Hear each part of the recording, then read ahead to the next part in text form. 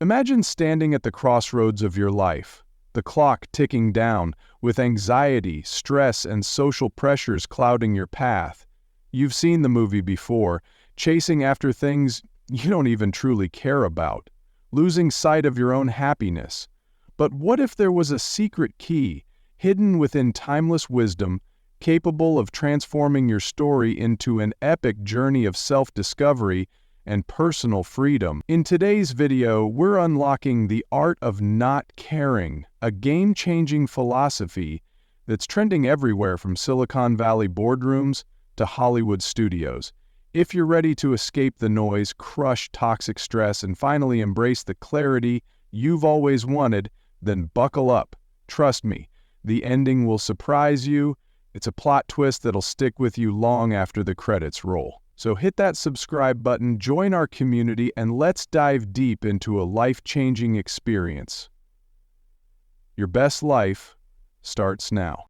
Philosophy has long served as a guiding beacon for those seeking to understand themselves and the world around them, illuminating the complexities of human thought and experience. Across centuries and continents, profound thinkers have grappled with questions of existence, morality, purpose, and happiness, offering countless frameworks that attempt to shed light on how we might live well. In a world increasingly defined by external pressures and relentless demands, one theme resonates with particular force: the art of not caring. Contrary to any assumptions of apathy or unconcern, the philosophical idea of not caring is better understood as a deliberate practice of focusing our mental and emotional energies where they truly matter, namely, upon the aspects of life we can influence, and releasing those concerns that lie outside our sphere of control. In everyday conversation, not caring can be misread as a lack of empathy or a dismissive attitude toward people and events. Yet, from a philosophical vantage point, this notion is more akin to an active decision-making process. It asks us to reflect deeply upon our values, analyze what truly gives meaning to our pursuits, and detach from the superficial or uncontrollable elements that needlessly drain our vitality. This approach does not advocate cold indifference. Instead, it teaches discernment. By learning to recognize where our agency ends, we can reallocate the limited time and energy we have to those domains where we can make a real difference. Such an approach is liberating. It allows for greater peace of mind, steadier self-confidence, and a heightened awareness of the present moment. Historically, the foundations of this philosophical practice of not caring draw from a tapestry of insights offered by diverse traditions. Ancient Greek and Roman Stoics taught us how to remain tranquil in the face of external chaos by focusing on our judgments, impressions, and personal virtues. Epicurus emphasized the need to distinguish between necessary and unnecessary desires to attain lasting contentment. Centuries later in Northern Europe, existentialists would wrestle with the anxiety produced by human freedom and the absence of universal certainties, underscoring how embracing life's inherent uncertainties can lead to renewed purpose. Meanwhile, in the East, Buddhism's doctrines on impermanence and non-attachment show us how clinging to transient phenomena only increases our suffering. Yet all of these philosophical perspectives converge on one critical lesson. Not all concerns are worth the same level of emotional investment. By thoughtfully choosing what deserves our care, we can step away from the endless treadmill of pleasing others, winning external validation, or obsessing over what we cannot change. Liberated from such burdens, we create space to seek the deeper joys of life, connecting genuinely with friends, cherishing moments of creativity, cultivating wisdom, and savoring simplicity. By weaving together multiple schools of thought, we begin to see how this art of not caring is not simply about shutting down emotionally, but about achieving a state of mindful harmony with ourselves, our communities, and the natural world. In the following sections, we will explore how various philosophical systems articulate the mechanisms and benefits of focusing our care more judiciously. We will examine in turn how Stoicism, Epicureanism, Buddhism, and existential thinking, particularly those ideas from Søren Kierkegaard, Friedrich Nietzsche, and Jean-Paul Sartre, provide tools for letting go of harmful attachments and championing authentic, meaningful living. As you read, keep in mind the overarching question: where can I direct my care most productively, and from which worries might I liberate myself for a happier and more fulfilling existence? By the end, the goal is not only to comprehend these lofty ideas, but to identify practical steps for incorporating them into everyday life. Before diving into the individual philosophical perspectives, it is useful to reflect on why happiness itself has been such a perennial subject of interest. From antiquity to the modern era, human beings have wrestled with elusive concepts of joy, purpose, and fulfillment. Although universally sought after, happiness proves resistant to any one-size-fits-all definition. In many cultures, happiness is often presented as a fleeting emotion, tied to momentary pleasure or external success, yet philosophers repeatedly challenge this simplistic view, suggesting instead that happiness is deeper and more resilient when grounded in inner virtue, wisdom, and alignment with reality. Throughout Western and Eastern thought, we find recurring themes: the value of tranquility, the imperative to live in accordance with nature or reason, the importance of self-acknowledge, and the awareness of life's transience. Take, for instance, the towering figure of Aristotle, whose concept of eudaimonia posits that true happiness is akin to human flourishing, an active expression of virtue rather than a temporary emotional state. Meanwhile, Epicurus, often mischaracterized as a mere pleasure seeker, argued that the highest form of happiness results not from lavish indulgences, but from modest satisfactions and freedom from pain. Later, the Enlightenment moral philosophers such as Jeremy Bentham and John Stuart Mill examined happiness at a social level, proposing that the greatest happiness for the greatest number should guide ethical decisions. Each of these perspectives underscores happiness as something integrally connected to thoughtful living, free from excessive obsession with external goods or unattainable ideals. In considering the art of not caring, we follow in this philosophical lineage by asking, how do we align our limited emotional resources with what actually fosters our well-being? In a rapidly changing world dominated by consumer culture and social media comparisons, we often succumb to the notion that happiness can be bought, earned, or measured through metrics like wealth, status, or public recognition. Yet many philosophers warn us of the emptiness inherent in chasing these shifting targets. By examining ways to not care, we explore how to reject pursuits that cause more stress, anxiety, and disillusionment than they are worth. Another significant dimension is that happiness cannot be separated from character and perspective.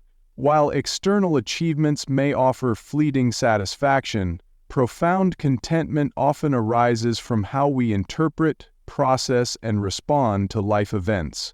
Here, the ancient Stoics are especially instructive. We cannot always govern what happens around us, but we have remarkable influence over our mental framing of those events. Learning to not care in the Stoic sense means discerning when to let go of destructive illusions. Within Buddhism, this appears as a teaching on non-attachment. By releasing our stranglehold on impermanent desires, we gradually dissolve the root causes of suffering. Taken together, these philosophical explorations reveal a tapestry of interconnected ideas. Happiness, it seems, is not an accidental byproduct of good fortune, nor simply a collection of pleasurable experiences. Rather, it emerges as a cultivated state of being, grounded in clarity, moderation, and purposeful living. The art of not caring, far from trivial or escapist, can thus be seen as a strategic way to filter out what is extraneous and embrace what truly resonates with our deepest aspirations. In the following paragraphs, we will look more closely at how specific philosophical schools have defined and advocated this refined attitude of non-attachment, mindful attention, and reoriented focus. To begin our more detailed investigation, let us first encounter Stoicism, an ancient Greek philosophy that reached a pinnacle of influence under such figures as Epictetus, Seneca, and Marcus Aurelius.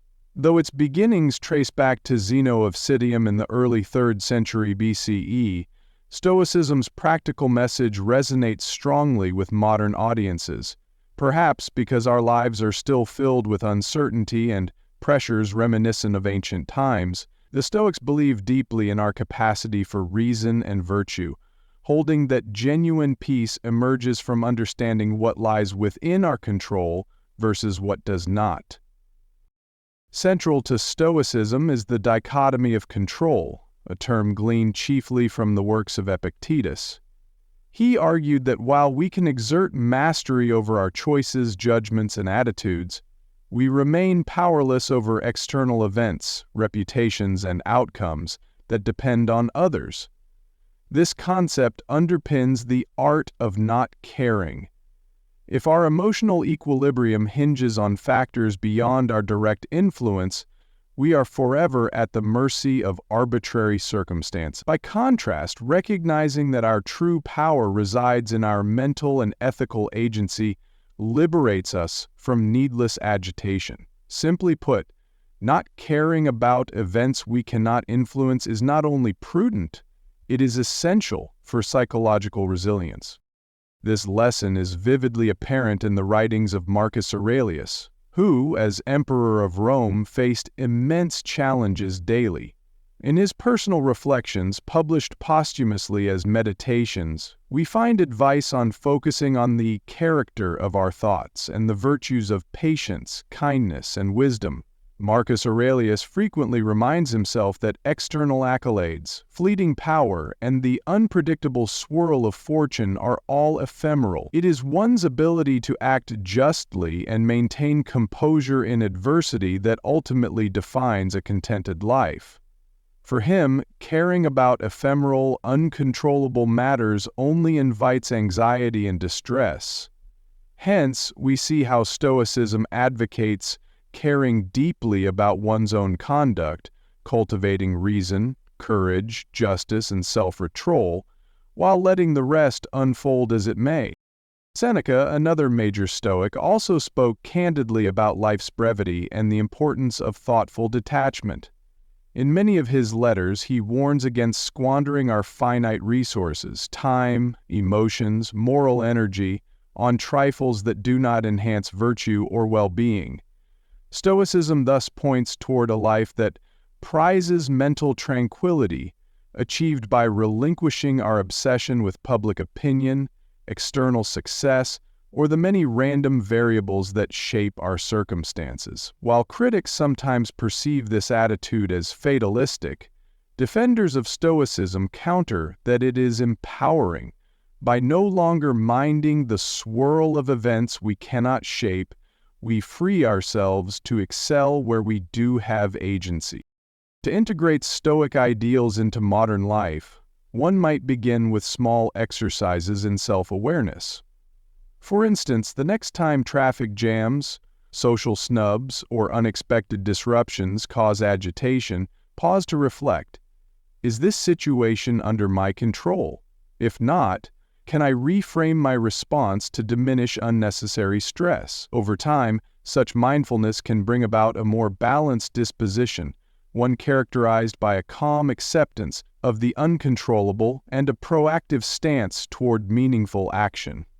This is the practical foundation of Stoicism's approach to the art of not caring, and its relevance today seems only to grow stronger in our unpredictable age. From the Stoic emphasis on virtue and self-discipline, we turn to Epicureanism, founded by the Greek philosopher Epicurus around the late 4th century BCE. The Epicurean school has often been caricatured as advocating hedonism or a life of unbridled pleasure. However, a more nuanced reading reveals that Epicurus's views on happiness and desire are far subtler and indeed more restrained than popular caricatures suggest. Epicurus taught that pleasure is the highest good, but he was quick to clarify that the pursuit of pleasure involves knowing which desires to cultivate and which to let go. Epicurus identified three categories of desires: natural and necessary, like the need for food, shelter, and companionship; natural but not strictly necessary, such as refined dining or various comforts; and, finally, neither natural nor necessary, such as a craving for fame, power, or excessive luxury. In Epicurean thought, happiness flourishes when we learn to satisfy our natural and necessary desires in moderation, relish simple pleasures, and remain vigilant against desires that lead to restlessness or pain.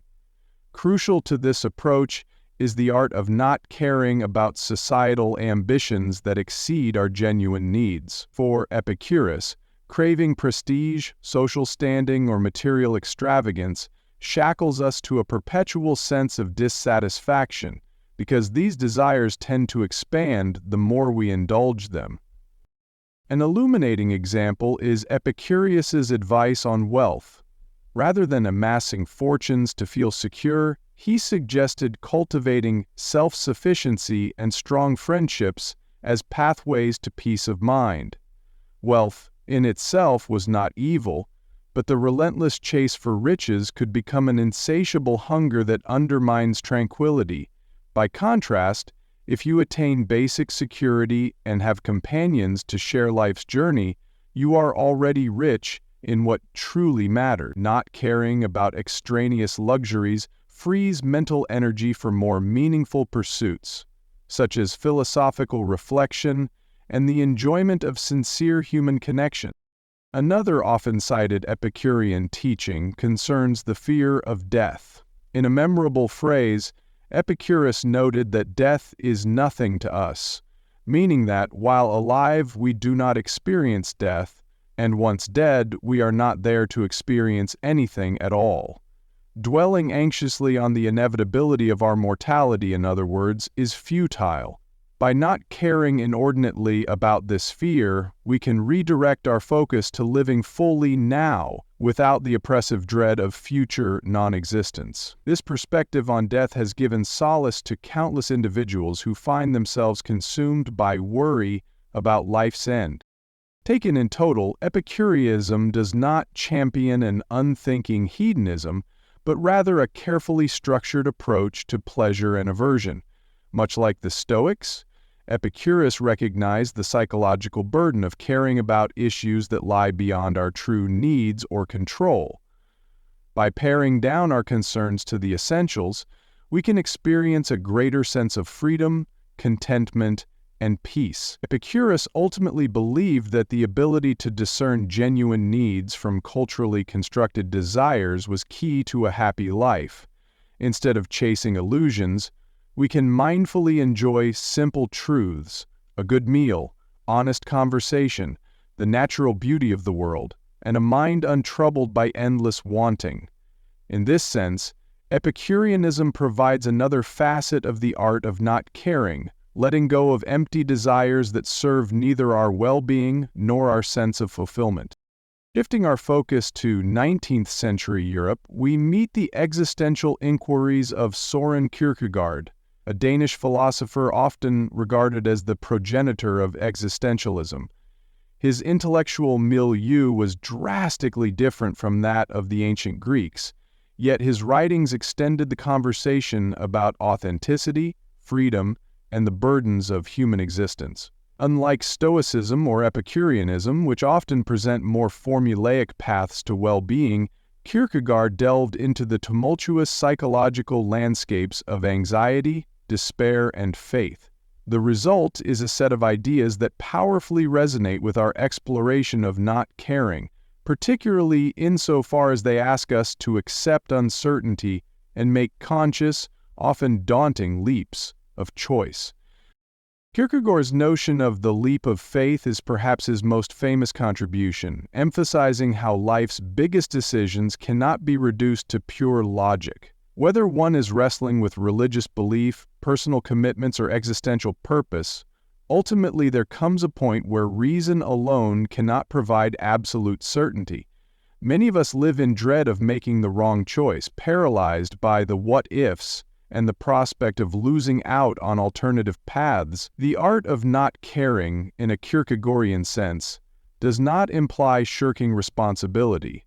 Instead, it entails refusing to be held hostage by the unknown. One acts decisively, acknowledging that life offers no final guarantees. This perspective is relevant to the everyday anxieties that fill modern existence. We may fret over career changes, relationships, or moral dilemmas, endlessly analyzing potential outcomes. Kierkegaard would urge that while prudence is valuable, no perfect foresight exists. Eventually, one must accept the inherent risk and take the plunge. By not caring excessively about controlling or predicting every twist and turn, we free ourselves to act in alignment with our values and passions. Anxiety, in Kierkegaard's view, signals the dizzying breadth of our freedom, but ironically, that same freedom can become a fountainhead of authentic living once embraced.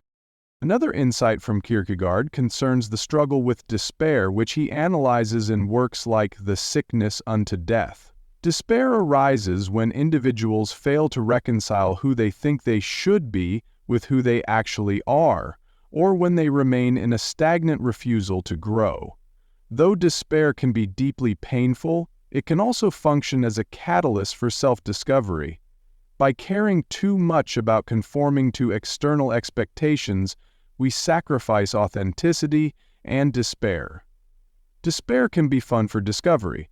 By caring too much about conforming to external expectations, we sacrifice authenticity and despair. Paradoxically, accepting that we cannot appease every social dictate, that we might err or live in tension with certain norms, can become liberating. When we no longer contort ourselves to fit a mold, we begin to form a truer sense of identity. Hence, in Kierkegaard's existential framework, the art of not caring addresses a fundamental question: how do we live an authentic life in a universe that refuses to yield easy answers? Uncertainty and anxiety become signposts guiding us towards self-realization. By relinquishing the need for absolute control and the fear of diverging from societal scripts, we dare to take ownership of our existence. While challenging, this leap can bring a joyous sense of wholeness and purpose that mere caution or conformity could never achieve. Thus, Kierkegaard's ideas bring a valuable dimension to our dialogue on how to navigate life's perplexities without being weighed down by undue concern. From the streets of 19th-century Denmark, let us now pivot eastward to ancient India and the teachings of Siddhartha Gautama, known as the Buddha. Buddhism, which arose around the 6th century BCE, offers a perspective that heavily emphasizes the transient and interdependent nature of reality. At its heart lies the recognition that human suffering, often referred to as dukkha, arises from attachment and aversion, both manifestations of an underlying ignorance about how the world truly works. The Buddhist path seeks to liberate practitioners from these chains through ethical living, meditation, and the development of wisdom, culminating in a state of inner peace called nirvana. One of Buddhism's crucial insights is the principle of impermanence, or anicca. Everything in life, from our bodies and relationships to our most cherished possessions, exists in a state of constant flux. Yet we habitually cling to certain elements, hoping to freeze them in time or push away unpleasant experiences. This clinging and aversion generate tension and dissatisfaction. The art of not caring in the Buddhist sense is not about cold detachment from emotional connections or the joys of life. Rather, it involves cultivating non-attachment, which means engaging fully and compassionately with the world while understanding its transient nature. When we let go of the attempt to own or control what is constantly changing, we free ourselves from a significant source of self-inflicted pain. Mindfulness, or sati, forms a cornerstone of Buddhist practice and serves as a direct way to apply the art of not caring. By training the mind to stay present, observing thoughts, emotions, and sensations without getting lost in reactivity, we can notice how futile it is to obsess over factors we cannot alter. Within this mindful presence, we start to see that many of our worries revolve around scenarios that either cannot be changed or have yet to unfold. If we direct our caring energy instead to understanding the present and responding skillfully, we align more closely with reality. Additionally, Buddhism highlights compassion as an integral quality to develop alongside non-attachment. This might sound paradoxical. How can one be compassionate without caring? However, Buddhist teachings clarify that authentic compassion does not require us to be weighed down by every sorrow in the world. Instead, it calls us to recognize suffering and respond with kindness and helpful action, yet without clinging to the outcomes. We do what we can, guided by loving kindness, but we do not imprison ourselves in the results of that action. This is the fine balance between engaged care and the art of letting go. In many ways, Buddhist philosophy closely parallels the Stoic emphasis on focusing only on what lies within our sphere of influence. The difference is that Buddhism provides a comprehensive spiritual technology, meditative techniques, ethical precepts, and an entire culture of practice that systematically addresses the deep-rooted attachments of the mind. Whether one adopts Buddhism in full or merely draws on its insights, the key takeaway is an expanded perspective on the impermanence and interconnectedness of all things. By reframing our relationship to life's ebbs and flows, we learn that not caring excessively about what is, by nature ungraspable, fosters a deeper serenity and contentment in the here and now. Rounding out Part 1, we turn toward the late 19th century German philosopher Friedrich Nietzsche, whose bold critiques of traditional morality opened new vistas in Western thought. Often misunderstood as a proponent of nihilism, Nietzsche's writings actually champion what we might call a life-affirming stance. For him, the central question is how individuals can create values and imbue their lives with meaning in the absence of universal moral certainties. In Nietzsche's framework, not caring about external dictates or inherited moral codes becomes a path to self-overcoming, a process he ties to the ideal of the Übermensch. Nietzsche saw much of conventional morality as a product of fear, conformity, and resentment, what he famously termed the slave morality that arises when people renounce power and creative individuality in favor of meek acceptance. In works like Thus Spoke Zarathustra, he envisions a person who transcends these inherited norms through acts of will, carving out a new moral compass rooted in personal flourishing, creativity, and vigorous engagement with life. Central to this transformation is the willingness to let go of societal pressures that hamper our emergence as fully realized beings. Not caring, in Nietzsche's sense, aims at discarding what is life-denying or herd-based in order to welcome the chaos and responsibility of forging our unique path. This may sound rebellious, and in truth, Nietzsche's work is, indeed, revolutionary in tone. However, the emphasis is not on mindless rejection of all tradition. Rather, it is about the revaluation of values, evaluating which beliefs genuinely elevate us and which keep us small, timid, and tethered to mediocrity. The Übermensch stands as a symbol for someone who dares to say yes to life, with all its suffering, unpredictability, and potential for greatness, by not caring about the stifling moral codes that say, "Be like everyone else." Nietzsche's aspirant frees the will to power, understood not as domination over others, but as a creative, life-enhancing force. At the same time, Nietzsche warns against the pitfalls of false optimism or complacency. He reminds us that living authentically in a world without guaranteed moral structures demands courage and a capacity for self-reflection. The concept of the eternal recurrence, for example, invites us to imagine reliving our life's events endlessly. If this strikes terror in us, perhaps we are not living in alignment with our deepest convictions. The point is to encourage us to shape our existence in such a way that we would willingly, even joyously, repeat it. This radical challenge encapsulates the essence of Nietzsche's call to genuinely live rather than passively exist. By selectively caring about that which fosters power, creativity, and transcendence. Viewed through this lens, Nietzsche's contribution to the art of not caring highlights the necessity of introspection and bold self-direction. By consciously discarding values we never chose and embracing the risk of creating our own, we engage in a dynamic, life-affirming dance with existence. While Nietzsche's rhetoric can be jarring, it underscores the underlying philosophical truth that real transformation entails shedding old skins. If we can cease caring about social scripts that suffocate our individuality, we stand a chance at actualizing a richer, more vigorous, and more intentional mode of life. This sets the stage for further exploration of existentialist thought, which will unfold in the next part of our journey.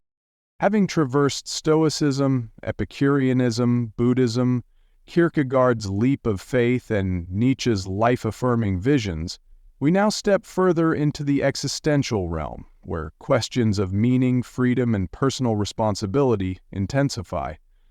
The existentialist movement, blossoming in the 20th century under figures such as Jean-Paul Sartre and Albert Camus, delves into the human condition amid a universe that offers no preordained script. In existential philosophy, the art of not caring takes on a distinctive inflection. It becomes about standing face to face with life's inherent absurdity and still choosing to create meaning on our own terms. Jean-Paul Sartre famously proclaimed that existence precedes essence, implying that we are first thrown into the world, and only then do we define who we are by our actions, choices, and interpretations. This radical freedom is exhilarating, but can also be deeply unsettling, as it strips away the comfort of fixed identities or cosmic plans. Without a predetermined essence, each person shoulders the weight of self-definition. The question then arises, which obligations, expectations, or beliefs should we genuinely care about? If everything is up for individual determination, how do we avoid existential paralysis or despair? Sartre's answer involves authenticity and responsibility. We must acknowledge our freedom by consciously choosing our commitments rather than passively accepting values from society. Yet he also warns of bad faith, a concept describing the self-deception employed to evade this freedom. When we cling to societal roles or external pressures simply to avoid the anxiety of choice, we fall into bad faith. The existential art of not caring therefore means learning to let go of comforting but false certainties. We must stand firmly in the knowledge that we alone choose our path, with all the attendant consequences. Albert Camus further explored this tension in works like The Myth of Sisyphus. Sisyphus, doomed to roll his boulder uphill only to watch it tumble back down in an unending cycle, symbolizes the human confrontation with absurdity. Life's tasks often seem pointless or repetitive, and yet we press on. Camus finds a strange heroism in this condition, suggesting that we must imagine Sisyphus content, even happy, because he embraces the effort itself. This gesture of defiance does not rely on illusions or false hopes about final outcomes. Instead, it finds meaning in the very act of persistence. Not caring about whether ultimate cosmic meaning exists frees us to value the richness of each moment, each struggle, and each creative impulse. Thus, the existentialist perspective does not counsel detachment from all concerns, but recommends a courageous reorientation. By refusing to be dominated by fear, convention, or the false promise of a guaranteed blueprint for life, we take ownership of our freedom. The art of not caring, from this point of view, is the capacity to release illusions, whether they be about destiny, religion, or social expectation, and to affirm life as it is, naked in its uncertainty. While daunting, this stance opens doors to genuine authenticity, creative self-expression, and the forging of personal meaning. As we proceed, we will see how these existential themes blend with practical applications, further clarifying how to integrate the insights gleaned from multiple philosophies into our everyday pursuits of a content and purposeful existence. Now that we have surveyed several philosophical angles on the art of not caring, it is worth asking, how do we translate these lofty principles into concrete daily habits or outlooks? After all, reading about Stoic equanimity, Buddhist non-attachment, or existential courage is one thing. Incorporating them into the daily grind, replete with work stress, family obligations, and the myriad curveballs life throws, requires a more systematic approach. The key is to develop practices that nurture self-awareness, intentionality, and resilience. One foundational practice is mindfulness, a concept popularized through Buddhism but equally resonant with Stoicism and even existential thought. Mindfulness asks us to bring focused attention to the present moment, our breath, bodily sensations, and mental states, without immediate judgment. In doing so, we cultivate an ability to observe, rather than automatically react to, our thoughts and emotions. This is a direct antidote to the trap of caring excessively about fleeting worries or hypothetical scenarios. By noticing them as they arise, we create a pause that allows for intentional choice rather than reflexive anxiety or frustration. Over time, regular mindfulness practice can recalibrate our baseline stress levels, granting space for more deliberate responses aligned with our deeper values.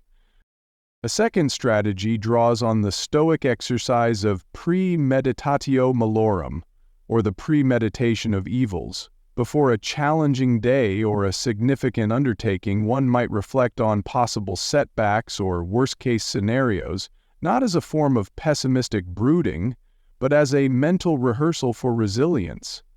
By imagining difficulties in advance, we train ourselves to accept that disruptions are natural, not catastrophic. In effect, we learn how to not care inordinately about adversity, focusing instead on how we might best respond. Coupled with mindfulness, this helps build a mental buffer, so when real obstacles occur, we approach them with calmer objectivity. Additionally, journaling can prove beneficial. Inspired in part by thinkers like Marcus Aurelius, whose meditations were personal writings, journaling provides a way to record daily experiences, reflect on emotional triggers, and track progress in cultivating a balanced outlook. By articulating our concerns on paper, we can assess more clearly whether they deserve our energy or whether they stem from external noise we should learn to discard. This reflective process can gradually refine our sense of what is truly within our power to influence. Another avenue is the deliberate revaluation of desires. Following Epicurus's recommendation to distinguish essential needs from socially conditioned wants, we might conduct a personal audit. Which possessions, accolades, or habits do we chase out of genuine necessity or passion, and which do we pursue largely out of fear of missing out or to impress others? By identifying the latter, we can begin the practice of not caring about superficial temptations that yield more stress than satisfaction. Instead, we can redirect our energies towards simpler, more meaningful joys. Whether that's quality time with loved ones, creative projects, or a deepening engagement with nature. In short, integrating philosophical wisdom into our routine does not require extreme lifestyle changes or monastic isolation. Small, consistent acts of mindfulness, reflection, and intentional reevaluation can accumulate over time, reshaping our mental habits. The first step is simply recognizing that we have a choice in what we care about. This revelation alone can be profoundly empowering. With practice, we cultivate an inner climate that is less reactive to external fluctuations, more focused on personal growth, and ultimately more open to those moments of real fulfillment that come when we release needless burdens. Of course, this journey towards selectively caring can be rife with challenges and potential misconceptions. One common pitfall is mistaking the practice of not caring for a blanket indifference that negates genuine moral responsibility or empathy. Critics might worry that if people adopt a Stoic or Buddhist detachment, they will ignore injustices, become complacent in the face of societal issues, or withdraw into a self-centered bubble. However, most philosophical traditions explicitly caution against this outcome. Indeed, not caring does not equate to refusing to engage with the world. It signifies a refinement of our engagements, focusing on constructive, value-driven pursuits rather than arbitrary or unproductive concerns. In Buddhism, for instance, compassion, karuna, and loving-kindness, metta, remain central virtues, balanced by wisdom. Engaged Buddhism, practiced by figures like Thich Nhat Hanh, demonstrates how non-attachment can go hand in hand with social action. Rather than being overwhelmed by sorrow for every injustice, one learns to respond skillfully and do what can be done without succumbing to despair. Similarly, the Stoics never promoted moral apathy. Seneca, though he advised inner calm, was actively involved in Roman politics and frequently commented on ethical and social responsibility. Marcus Aurelius, as emperor, bore massive civic duties, yet he strove to meet them without sacrificing his equanimity. So the line between not caring and apathy must be drawn carefully. The first can lead to empowerment, the second to moral stagnation. Another issue is that truly implementing this art often goes against cultural norms. We inhabit societies that valorize busyness, constant striving, and relentless ambition. Advertisements, social media, and peer comparisons can make it seem irresponsible to step back and decide that some struggles are not worth our emotional investment. There can be family or community pressure to achieve certain milestones or embody particular values. The transition to a more discriminating approach, where you do not chase every conventional aspiration, might spark friction or self-doubt. It helps to cultivate a support system of like-minded individuals or mentors who understand these philosophical perspectives so that you do not feel isolated. Additionally, the road to letting go of certain worries may trigger moments of existential angst. When discarding pursuits that no longer resonate, one might confront a temporary void. Kierkegaard and the existentialists remind us that freedom can be disorienting when long-held beliefs or motivations are dismantled. The key is to remain patient and compassionate with ourselves during this process, recognizing that forging a new path requires both introspection and resilience. Rediscovering or creating values that resonate with our authentic sense of purpose is a gradual, iterative task. Last but not least, psychological factors like underlying anxiety, depression, or past traumas may complicate our ability to relinquish certain cares. Professional therapy or counseling can be immensely helpful when mental or emotional barriers feel overwhelming.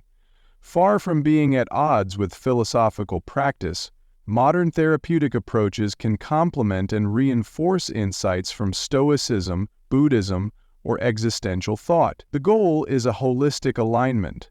Mental health support aids us in managing emotional challenges, while philosophy contributes perspective and resilience. In the end, we must remember that the art of not caring is a skill, one sharpened over time. Compassion, both for ourselves and others, remains key. To illustrate how these concepts might look in the real world, Consider a few hypothetical scenarios. Suppose a professional, let's call her Sarah, finds herself consumed by workplace politics. Colleagues' offhand remarks or the quest for promotions escalate her stress, keeping her awake at night. By applying Stoic insights, Sarah notes that while she can influence her job performance and cultivate healthy professional relationships, she cannot control every rumor or the subjective opinions of upper management. She might undertake a mindfulness routine, checking in daily to see where her worries stem from, and distinguishing between constructive problem-solving and unproductive rumination. Over time, she learns to let go, not care, about gossip outside her control, focusing instead on doing her job ethically and skillfully. The result is less anxiety, clearer decision-making, and possibly even enhanced performance due to her calmer state. In a different context, imagine James, a college student paralyzed by the fear of failure. He invests his whole identity in academic achievement, believing that a single poor grade means personal inadequacy. By reflecting on Kierkegaard's leap of faith, James recognizes that excessive dread about the future saps his present capacity for study, exploration, and personal growth. Embracing uncertainty, he decides to do his best academically without letting the possibility of failure define his self-worth. This shift in perspective does not eliminate challenges, but it frees James to learn more creatively and live more authentically. He accepts that some outcomes lie beyond his control, and that caring less about hypothetical failure, ironically, makes him more resilient. Then there is Anita, who has spent years chasing social validation on platforms like Instagram and Facebook, each new like or follower count feeding an insatiable desire for approval. Drawing upon Epicurus, she begins to see that many of these pursuits are neither natural nor necessary. They merely perpetuate a cycle of comparison and dissatisfaction. She starts limiting social media usage, focusing more on close friends, meaningful in-person conversations, and simple hobbies that truly spark joy. This revaluation reduces her mental clutter, letting her not care about ephemeral online popularity. As her sense of self-worth pivots away from external metrics, Anita discovers a calmer, more grounded presence in daily life. Finally, consider Thomas, a volunteer who grapples with existential frustration due to global problems like climate change or social injustice. Feeling powerless, he vacillates between activism and cynicism.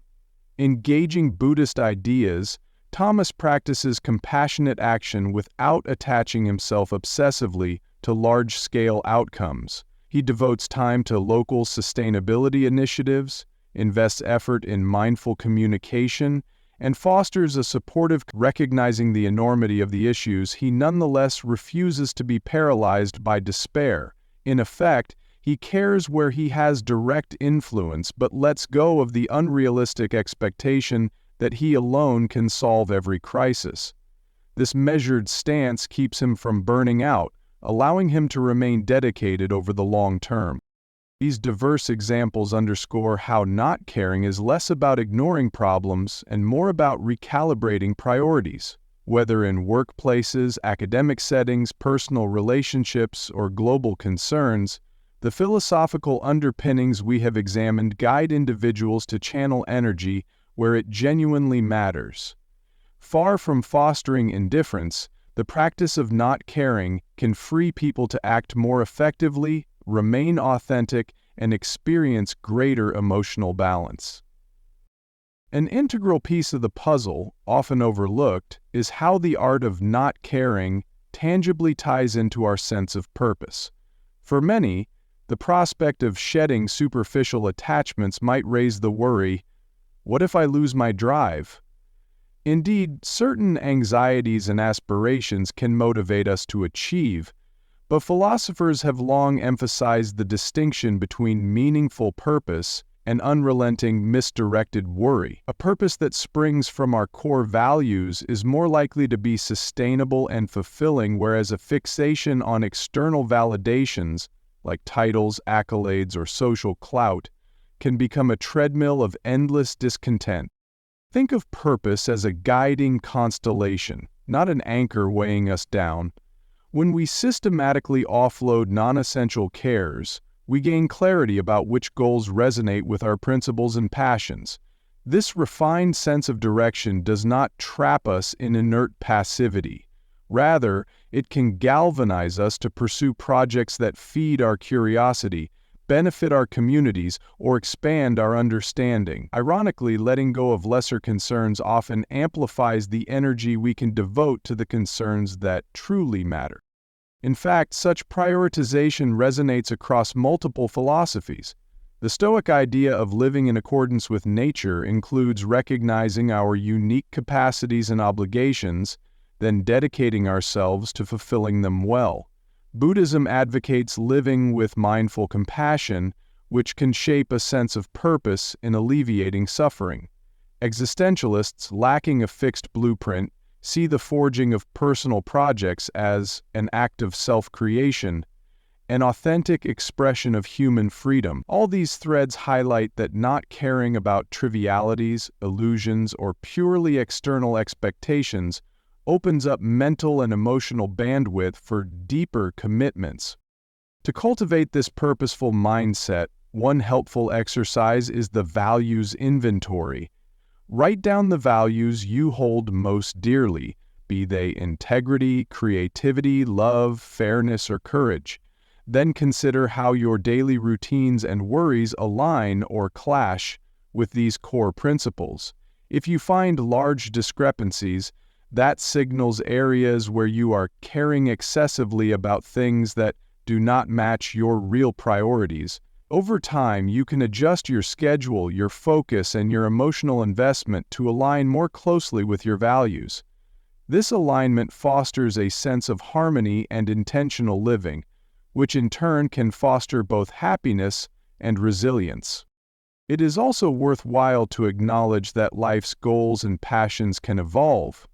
A stance of non-attachment does not mean stubbornly sticking to a single aspiration if it no longer resonates. It entails staying open to growth and change, reevaluating what we care about as new insights arise.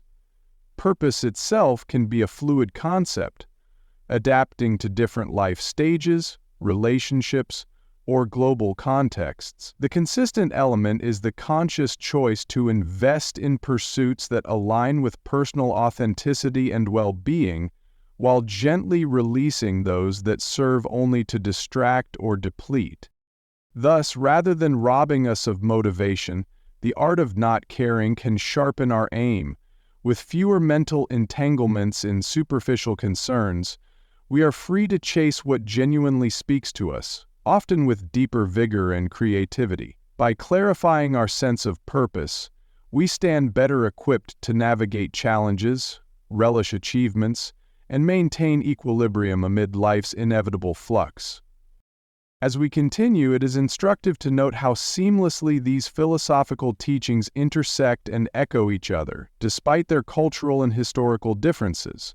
Stoic discipline, Epicurean moderation, Kierkegaard's faith in the face of uncertainty, Buddhist non-attachment, Nietzschean self-creation, and existential authenticity all circle back to a fundamental proposition.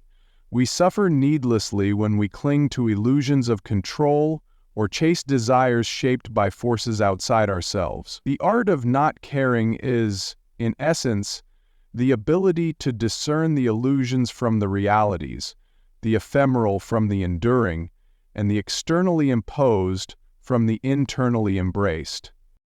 Another connecting thread is the role of self-awareness. Whether through meditation, introspection, or philosophical dialogue, each tradition accentuates the importance of looking inward, identifying habitual patterns of thought, and questioning their sources. This introspective element acts as the foundation for making informed decisions about where we invest care, Without self-awareness, we are at the mercy of social conditioning, fleeting impulses, and random anxieties. With self-awareness, we become conscious agents, capable of directing our attention and emotional resources toward constructive, life-affirming ends. Moreover, each philosophical school acknowledges in its own way the limits of theoretical knowledge. Stoics caution that reading or reciting philosophical doctrines means little if we do not apply them in practice. Buddhists emphasize experiential insight through meditation. Knowing intellectually that all is impermanent differs drastically from internalizing this truth deeply. Kierkegaard rails against purely objective, detached contemplation, insisting that genuine understanding must be lived. Nietzsche's call for life affirmation is equally a call to embody one's values, not just talk about them. Existentialists underscore that meaning is forged through concrete actions, not idle speculation.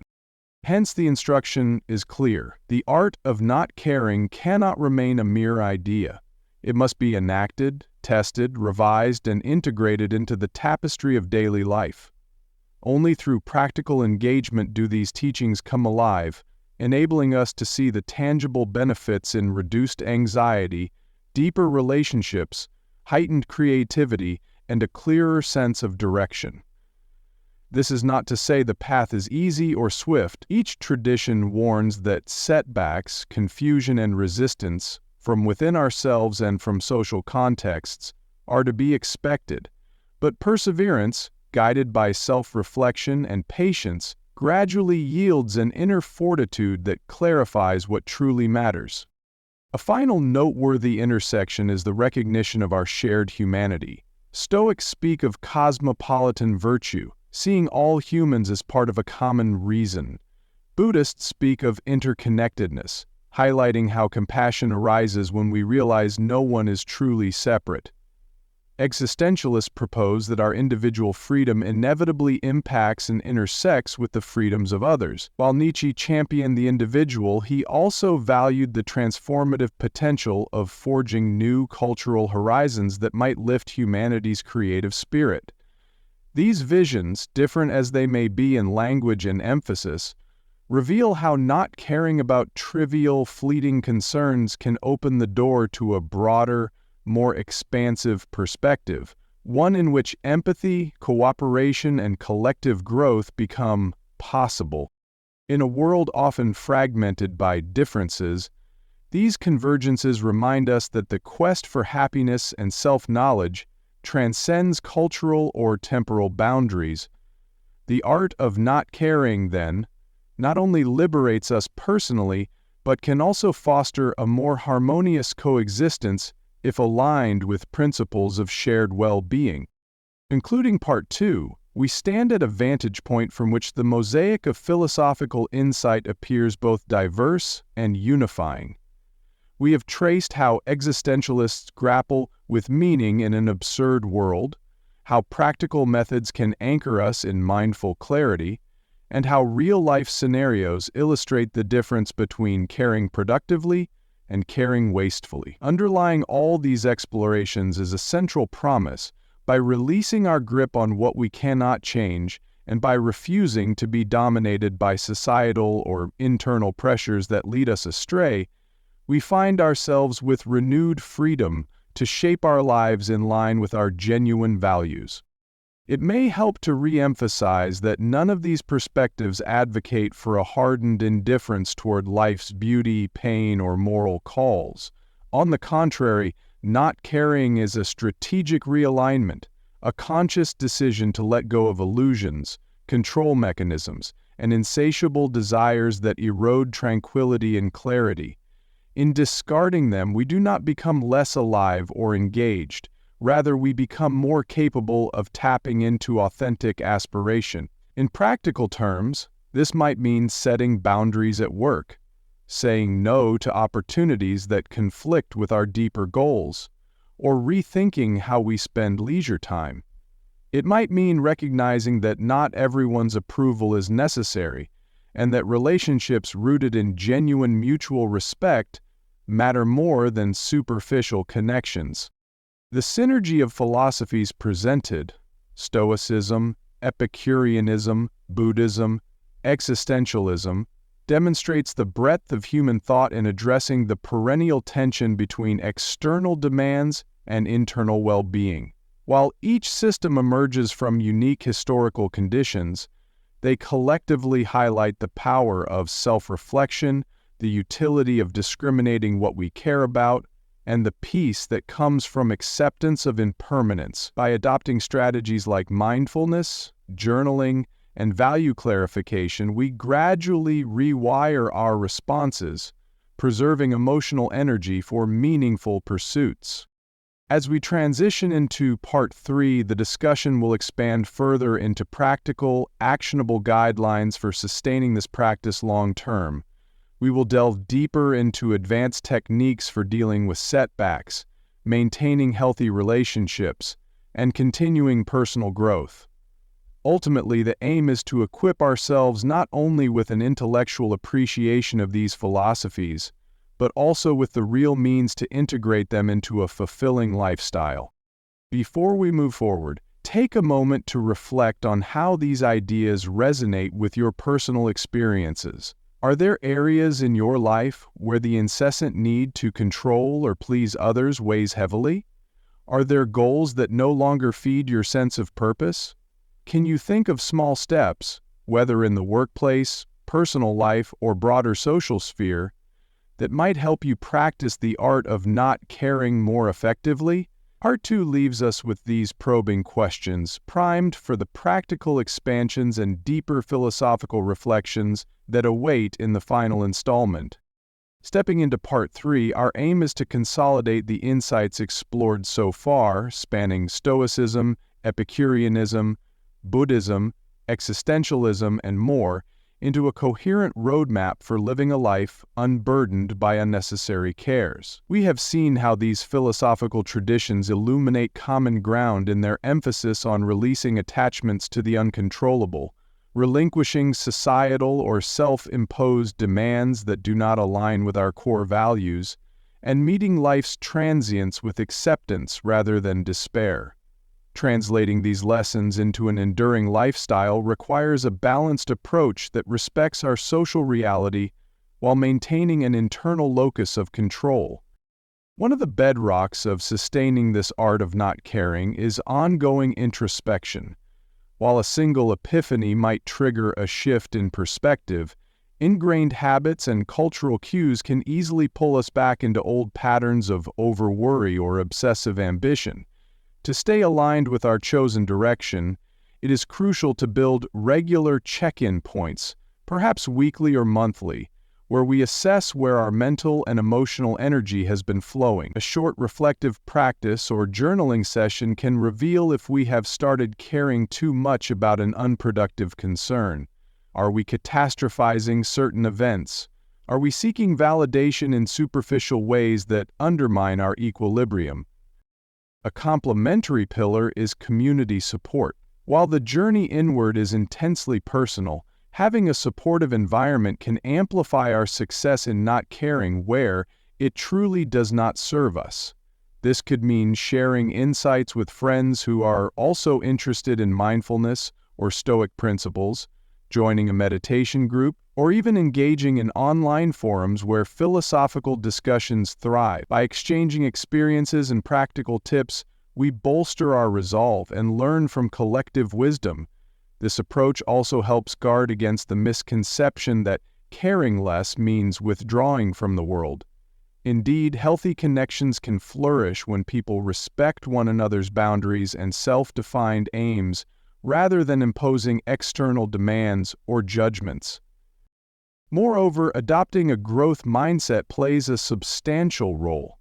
As we lessen our grip on fears and illusions, we open up space for ongoing development. Personal growth does not end at a certain age or with a certain achievement. It is a continuous process. By not caring about ephemeral metrics of success, we can instead focus on skill building, intellectual curiosity, and moral refinement. This shift moves us from a survival or validation-based perspective to one of creative exploration. We experiment, fail, learn, and evolve without the constant pressure to prove ourselves.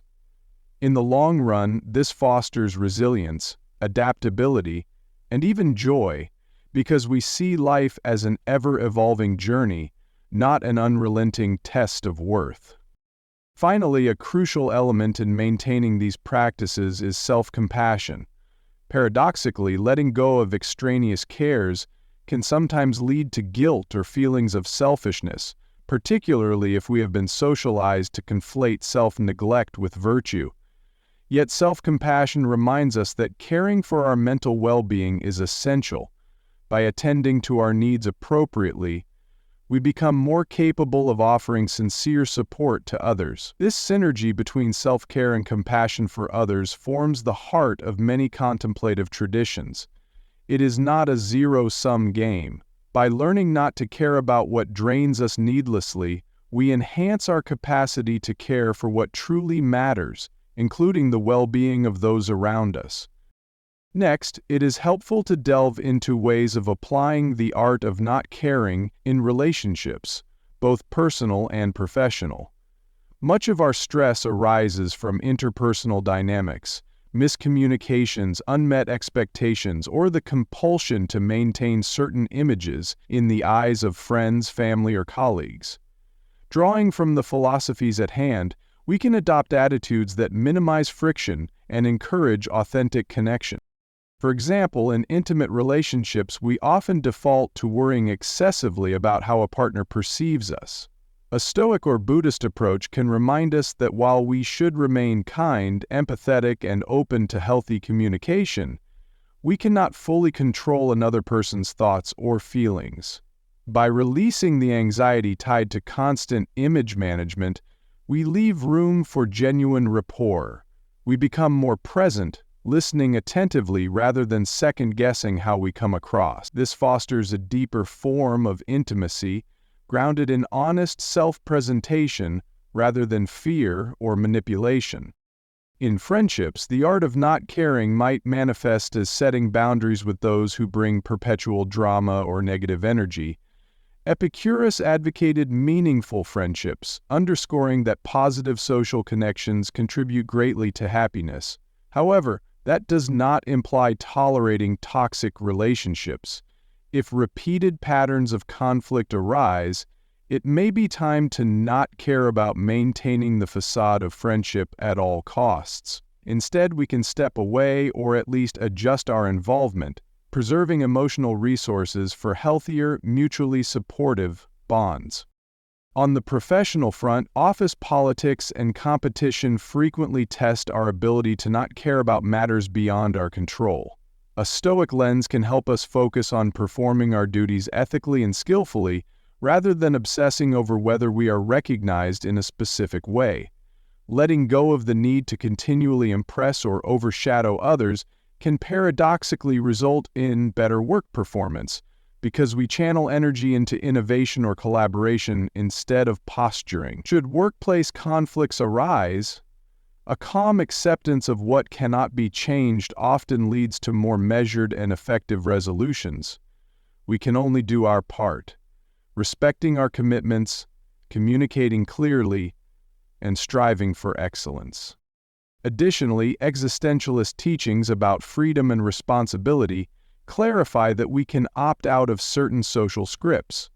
Not everyone is destined to climb the corporate ladder, maintain a perfect family image, or fulfill conventional milestones if those trajectories conflict with personal convictions.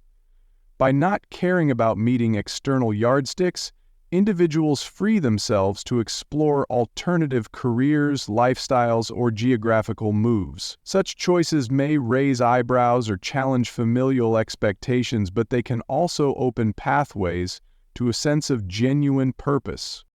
Of course, relationship dynamics are intricate, and caring less about certain expectations must be balanced with empathy and respect for others' boundaries and feelings. As with all these philosophical tools, nuance and intentional application are paramount. The overarching goal remains to avoid sacrificing our inner equilibrium for illusions, to preserve our authenticity, and to foster healthier, more sincere connections in every sphere of life. Let us turn now to adversity and change, two constants in any life.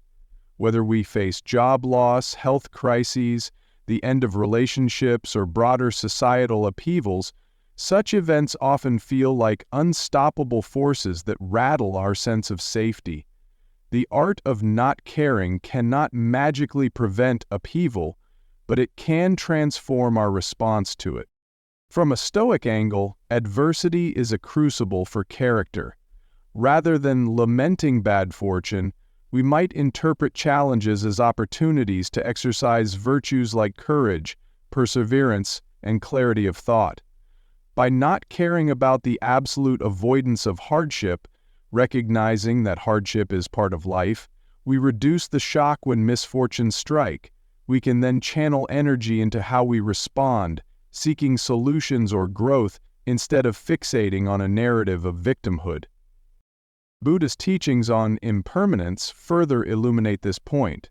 Much of our suffering stems from resisting change, trying to hold on to circumstances or attachments destined to alter or fade. When we learn to view life's changes, be they welcome or unwelcome, as part of a natural flow, the sting of loss or disruption can lessen. This does not mean we do not grieve or feel pain. Rather, we do not compound that pain by insisting that events should be otherwise. We accept what is, then take mindful steps to adapt. Often, this acceptance catalyzes the next phase of our personal journey, unveiling hidden strengths or prompting new directions. Nietzsche's challenge to amor fati, love of fate, aligns with this perspective, inviting us not only to bear necessity but to embrace it.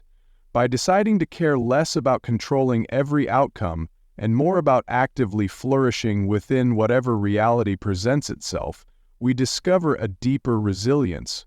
Even existential dread about life's meaninglessness can be transmuted into a form of creative empowerment when we stop demanding the universe offer a neat storyline. Instead, we write our own narrative, turning disruptions into catalysts for reinvention. On a more pragmatic note, adversity often exposes which of our cares were superficial. We might lose a job or encounter financial strain, only to realize that certain status symbols we once pursued are in fact inconsequential. Freed from the illusion that we must keep up appearances, we can reorganize around simpler living or new forms of employment, or the end of a relationship might painfully bring to light how heavily we relied on external validation, prompting us to cultivate self-reliance. Though painful, such periods can serve as springboards to a healthier distribution of caring, one that invests more in personal growth and less in chasing illusions. In essence, adversity and change do not have to be enemies of contentment. They are inevitable chapters in human experience. By embracing a stance that does not cling desperately to the status quo, we remain flexible, open to learning, and better positioned to find or create opportunities for transformation. This is a hallmark of a life shaped by the art of not caring, a stance that remains steady even as external conditions fluctuate, grounded in an appreciation for the fleeting yet profound nature of our existence. Another realm where the art of not caring brings substantial benefits is personal creativity and self-expression. Often, individuals yearn to engage in artistic endeavors, start businesses, or explore innovative ideas, but are shackled by the fear of rejection or failure. Nietzsche's call to become who you are suggests that unfiltered self-expression is a vital part of living fully, yet it necessitates releasing worry about the judgments of others. If we care too deeply about universal acclaim or instant success, we might never take the creative leap. In fields like writing, painting, music, or entrepreneurship, genuine breakthroughs typically emerge from a willingness to experiment, risk criticism, and stay true to an inner vision. Stoicism and Buddhism, while not specifically about creativity, reinforce the idea that external accolades lie beyond our control. Therefore, devoting ourselves to the creative process, improving our skills, taking risks, and refining our craft can be more fulfilling than obsessing over public reception. Even if external praise or financial reward follows, it becomes a byproduct rather than the primary driver.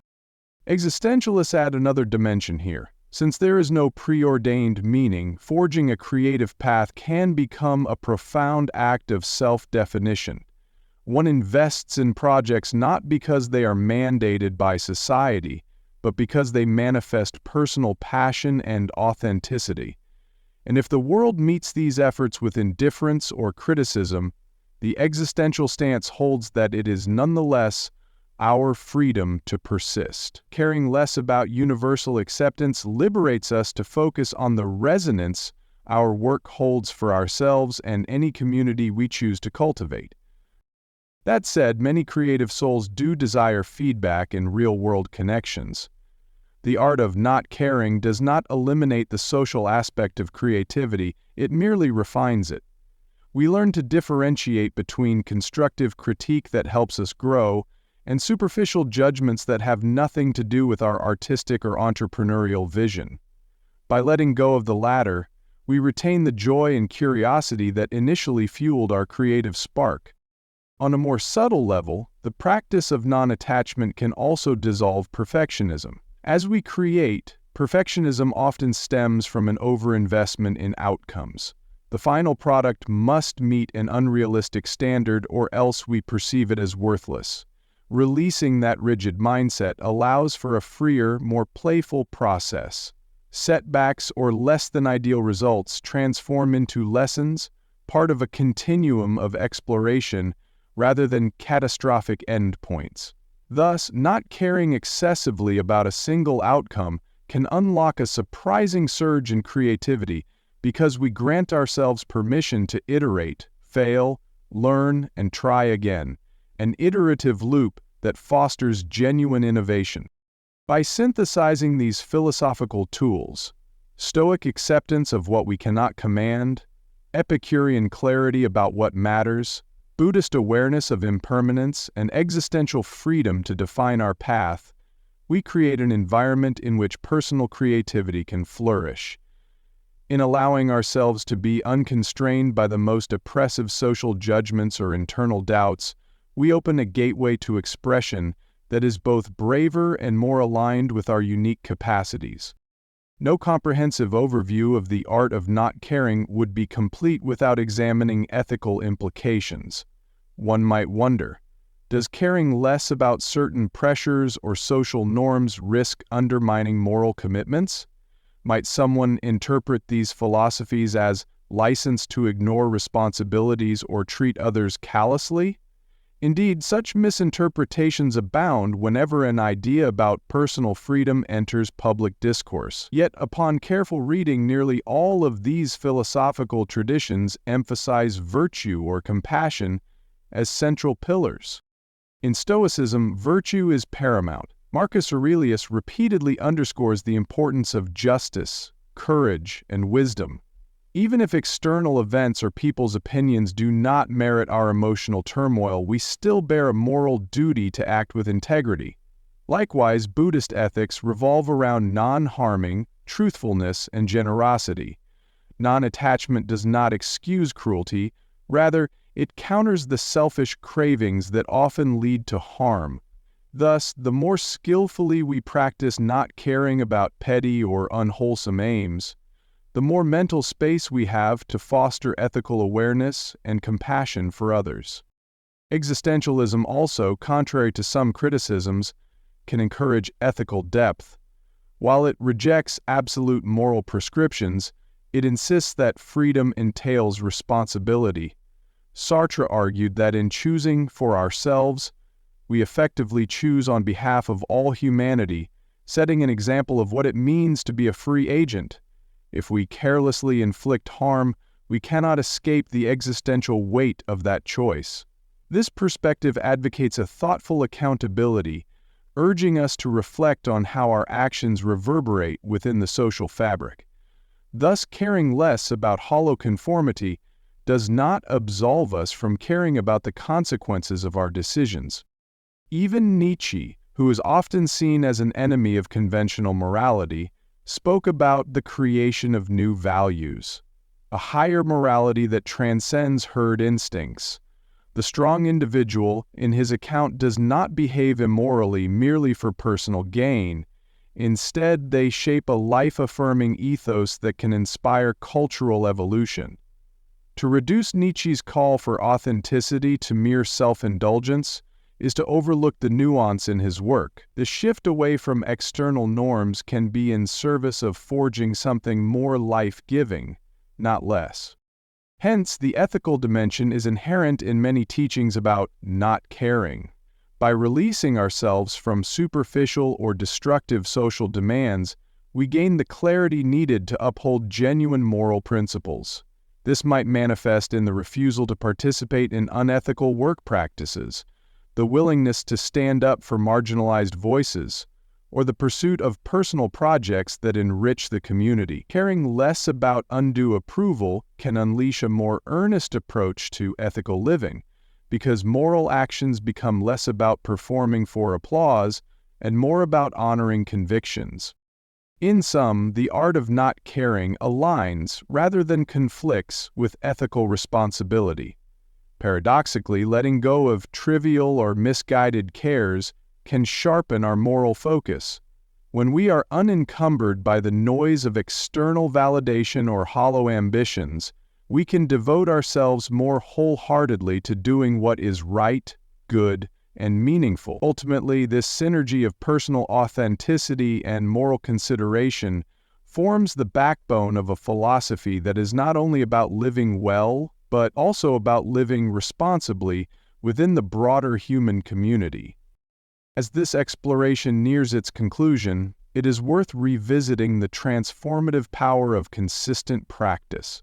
Many individuals begin their journey by reading a book on Stoicism, attending a Buddhist meditation session, or stumbling upon an existentialist essay that resonates deeply. Initial insights can indeed spark newfound perspectives, yet to truly embody the art of not caring, a conscious effort to apply these lessons repeatedly over time is crucial. Old habits and cultural programming do not vanish overnight. They reassert themselves through routine triggers, be it the morning news, an unkind remark, or a stressful project deadline. One practical strategy is to set a daily or weekly intention. For instance, upon waking, you might briefly remind yourself, "Today I will pay attention to what I can control and let go of what I cannot." Or, "Today I will focus on actions that align with my values rather than chasing every passing concern." Reiterating these intentions helps orient the mind, making it more receptive to Stoic or Buddhist principles as the day unfolds. Over weeks and months, this repeated orientation shapes a mental habit, guiding you to more calmly face whatever arises. Furthermore, gradual improvement is still improvement. In line with the Stoic notion of progress, we should not expect to perfect equanimity or non-attachment all at once. In modern therapy, techniques like cognitive behavioral therapy, CBT, mirror some Stoic practices of recognizing and reframing distorted thoughts. Combining therapy with philosophical reflection can yield powerful results, as one gains both the theoretical scaffolding and the practical skills for emotional regulation. If you catch yourself slipping into catastrophic thinking or mindless worry, consider it an opportunity to practice realigning with your new perspective, rather than berating yourself for having strayed. Similarly, many find it helpful to celebrate small victories. Maybe one day you shrug off an insult more gracefully than you would have in the past. Or you resist the urge to check social media incessantly, focusing instead on a fulfilling hobby. Or perhaps you manage to remain present and empathetic during a difficult conversation, without spiraling into self-doubt about how you might be perceived. These moments, however minor, represent tangible steps toward a more liberating stance. By acknowledging them, we reinforce the idea that we are capable of growth. As the transformation gains momentum, expect to feel both lighter in some respects and more aware in others. The lighter aspect stems from shedding pointless burdens, worrying less about ephemeral judgments, trivial gossip, or unattainable fantasies.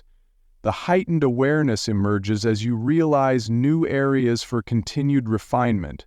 Philosophy, in this sense, is an ongoing dialogue with oneself and the world.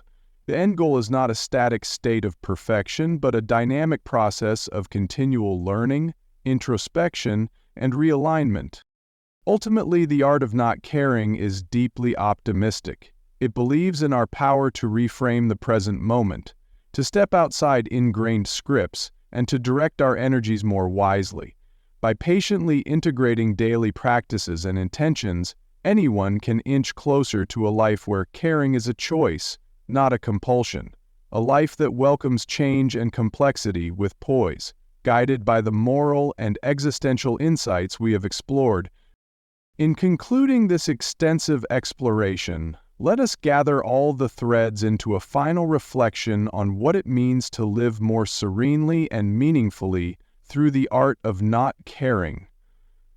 We have traveled from the Stoic dichotomy of control, urging us to separate the mutable from the immutable, to Epicurean wisdom about distinguishing between genuine needs and needless wants. We have delved into Kierkegaard's leap of faith, Buddhism's non-attachment, Nietzsche's challenge to create personal values, and existentialism's confrontation with a universe indifferent to our search for meaning. Throughout these journeys, the core message remains surprisingly harmonious. By sifting through our innumerable concerns and selectively releasing those that neither fall under our control nor truly align with our authentic selves, we can experience a profound liberation. Far from descending into apathy, this liberation supplies renewed vitality for the areas of life that merit our devoted care, be it cultivating virtue, fostering creativity, loving with sincerity, or contributing positively to society. In essence, we learn to treat our capacity for caring as a precious resource, expending it wisely and with purpose.